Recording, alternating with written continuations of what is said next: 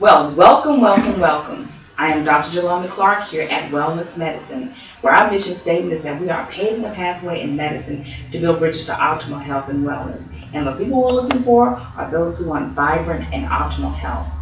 This has been a wonderful week, and we gained a lot of information from our newly founded Integrative Medicine Roundtable. So I want you to stay tuned. We're going to talk a little bit more about that.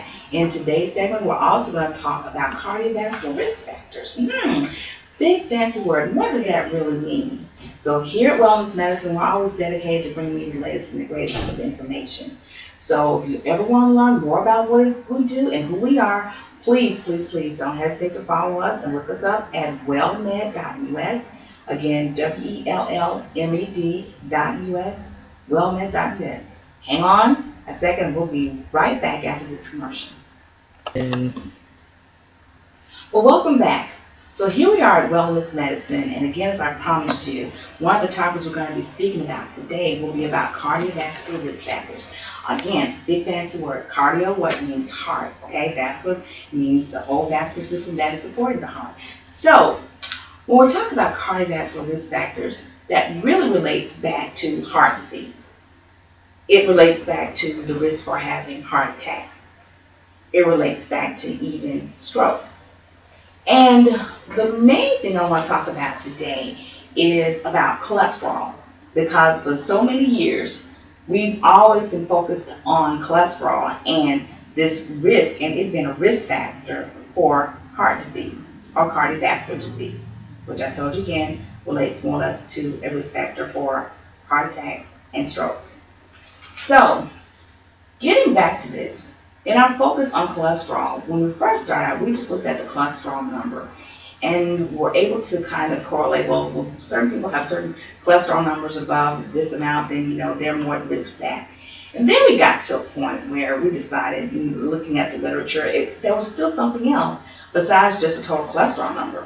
So we started breaking that cholesterol number down into what we call the HDL, which is high density lipoprotein, LDL, which is low density lipoprotein, triglycerides, and even very low density lipoproteins. Now, what we have since then learned is even past those numbers, we noticed that there were still people who were having events, cardiovascular events, such as heart attacks, that over 50% of some of those patients actually had a normal, what we consider to be the breakdown of cholesterol or a regular cholesterol panel. Well, you can imagine, again, putting our investigative thinking hats on, well, what's that about? What's causing that? What, did we miss something?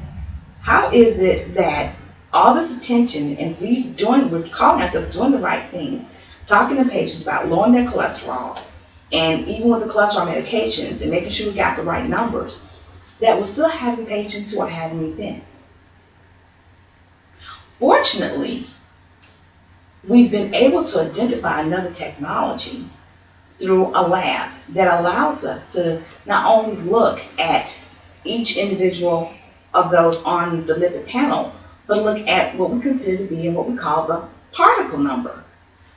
Really, really big buzzword right now when it comes down to those in the cardiovascular risk sector.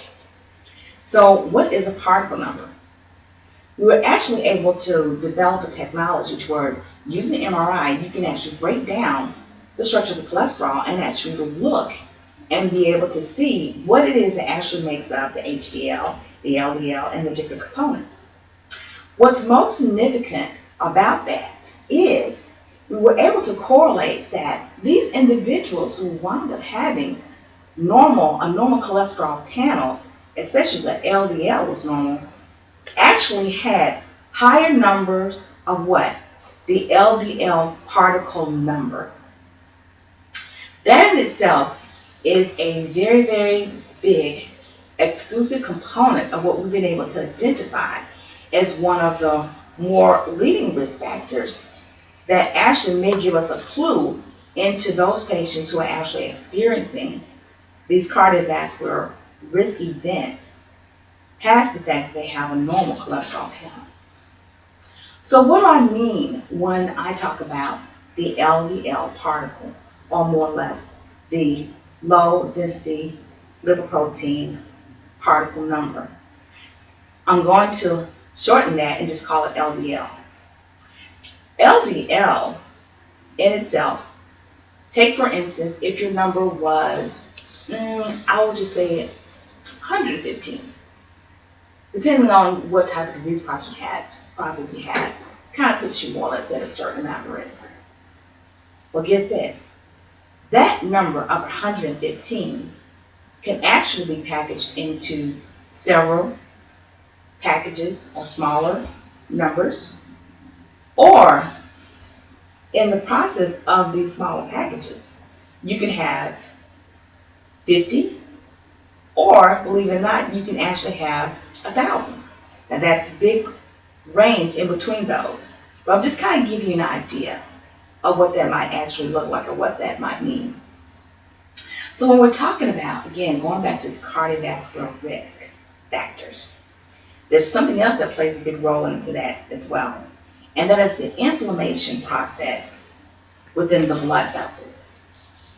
If you can imagine, when we start a cascade in the body of inflammation within the blood vessels, it kind of makes the blood vessel surface a little irregular, and also we call it sticky. So therefore, you kind of got this regular surface, this sticky possibility. Then you have these particles that are coming through that also have another component in it that makes it sticky.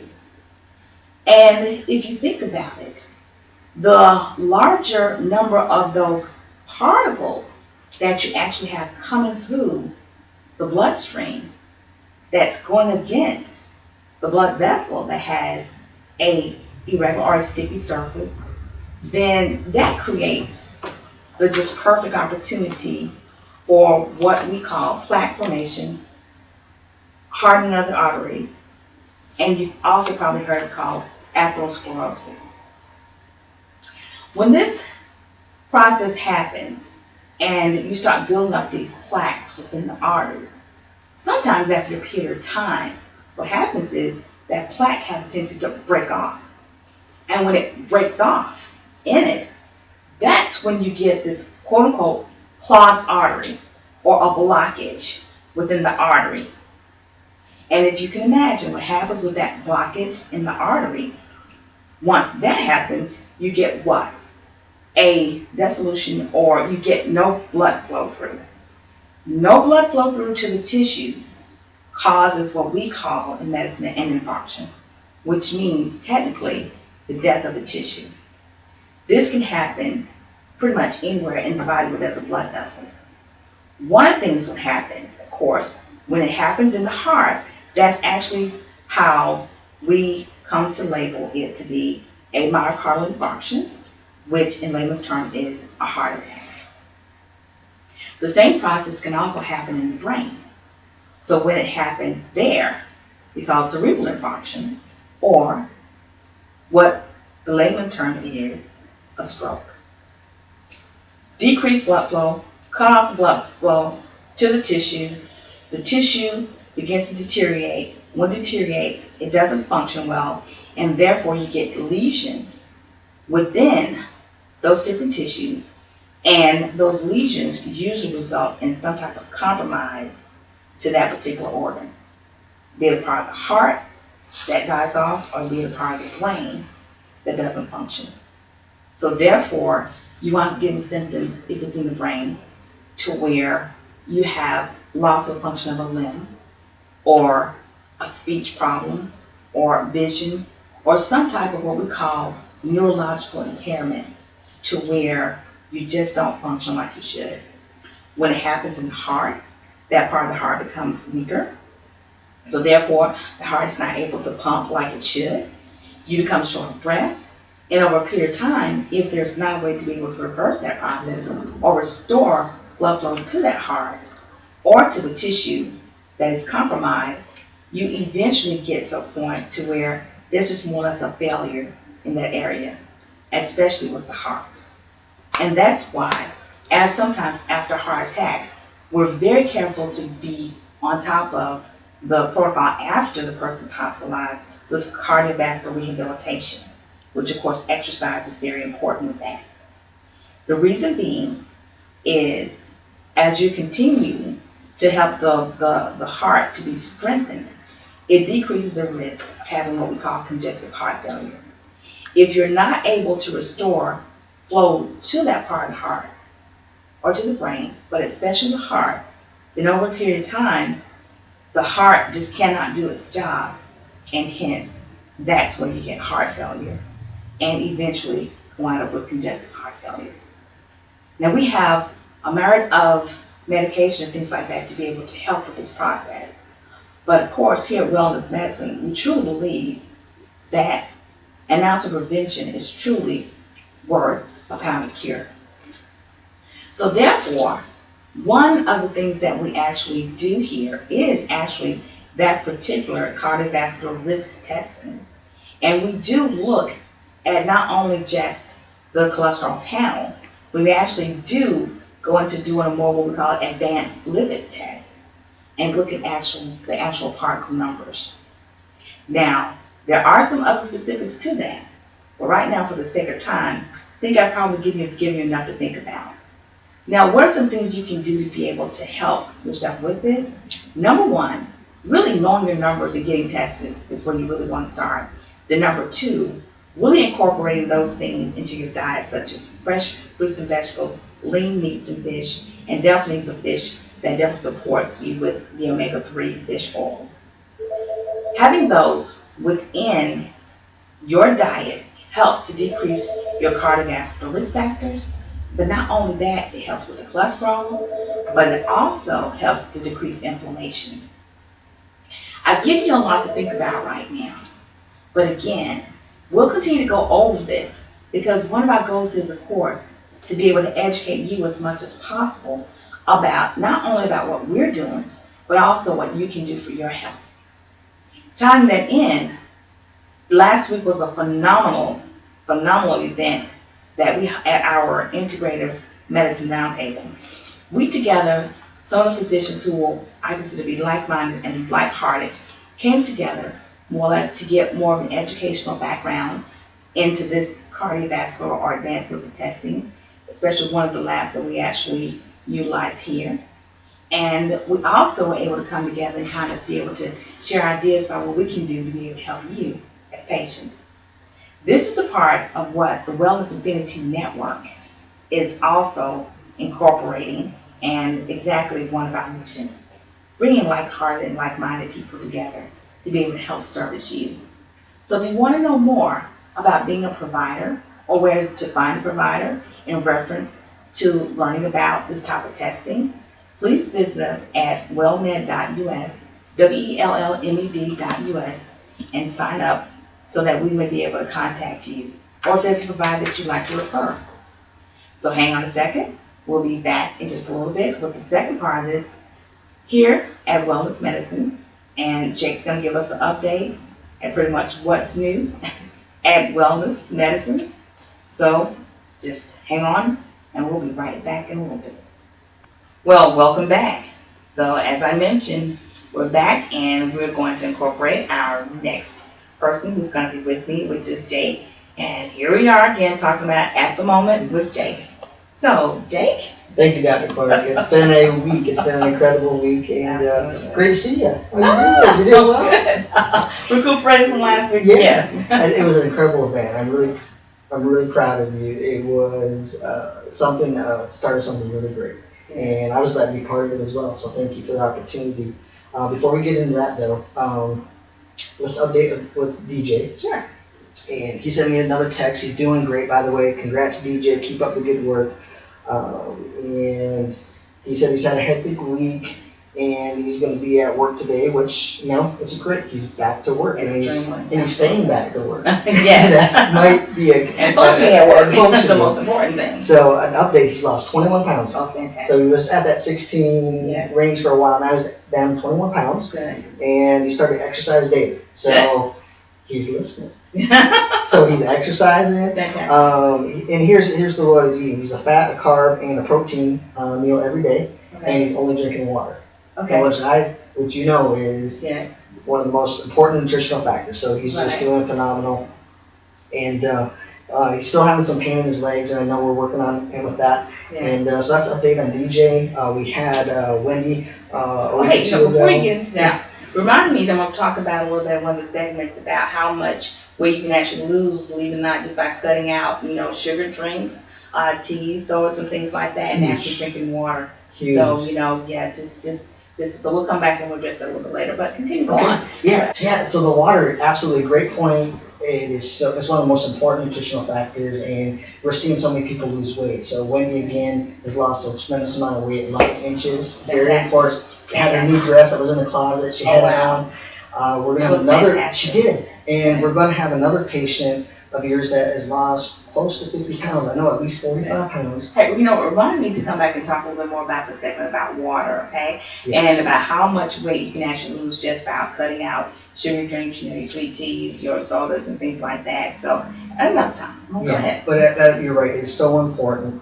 And so we're just seeing great results. Yeah. And people are, when they follow instructions, it's just amazing. I know when I follow instructions. Update on me, I'm very thankful. But it's a little more, I think, than just following instructions. It is also about motivation.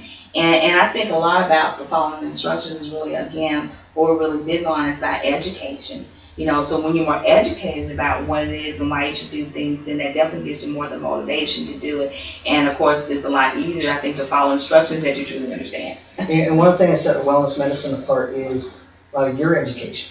Oh, good. So I've seen you, I've been with you a lot of the time. You've gone to the extra mile to get additional education so you can help your patient base, and that's why when they follow these instructions, they get phenomenal results. Well, thank you. I'm thankful too, and here's why. I'm thankful I have a back, because I not broke my back. I felt like I broke my back, but when your back goes out, you just can't do anything. Right. And so I'm just thankful for God's protection and a natural medicine where you're really at. And you have a lot of good chiropractic friends. Yeah. And so that was a big help. So I was able to come into work today and pain-free. And good, thank you. We're looking forward. Very helpful. Looking for a great rest of the week. Good. Yeah. Well, again, I really truly enjoyed last week. The integrative medicine roundtable was just truly awesome. We had some really great speaker, there, and just phenomenal. There are some clips I think you're going to be showing from last week, and just a little bit of excerpts about my opening introduction, to the whole event, and we're looking forward to definitely having more of those. And of course, if you all know of any providers, you'd like to be able, if you are out there and you want to be a part of this and learn more about what our integrative roundtable is about. Now, it is more specific just for providers at the moment, because it gives us an opportunity to really be able to share. But please, again, go to wellnet.us and give your contact information on the website. So.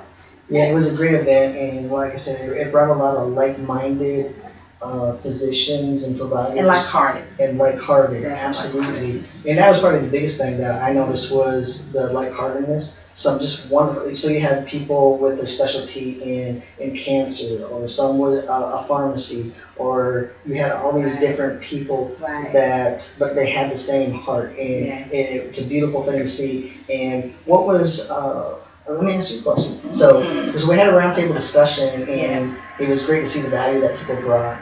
What was some of the things that stood out to you with the guests that we had there this week that really, you may have already been with them on that level already, but to see the collaboration together, I think was really enjoyable. So what stood out for you?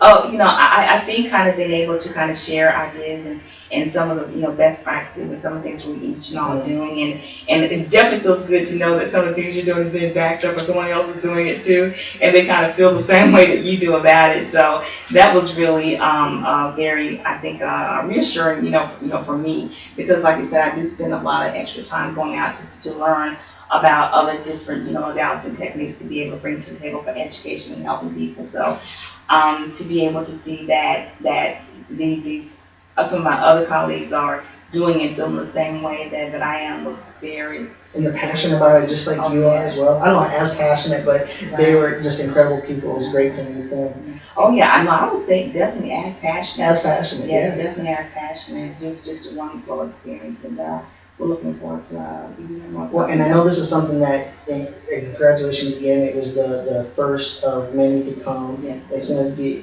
held quarterly. And the speaker that we had there was from a best-in-class lab. And we talked a little bit about technology with the cholesterol and issue especially in North America right now.